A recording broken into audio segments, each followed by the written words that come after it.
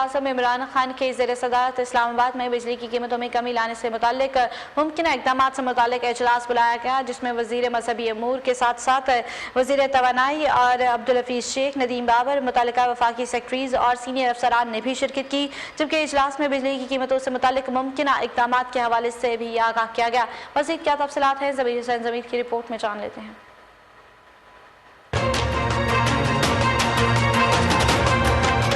वज़ीर-ए-आज़म इमरान खान की ज़ेर सदारत बिजली की कीमतों में मुमकिन कमी लाने के हवाले से आला सतह का इजलास हुआ। इजलास में वज़ीर मनसूबाबंदी असद उमर, वज़ीर बराए तवानाई उमर अयूब, वज़ीर बराए बहरी अमूर सैयद अली हैदर ज़ैदी, मशीर खजाना डॉक्टर अब्दुल हफीज़ शेख, मामले खसूसी नदीम बाबर, मुतल्लिका वफाकी वज़ीर, सेक्रेटरीज और दीगर सीनियर अफसरान ने शिरकत की।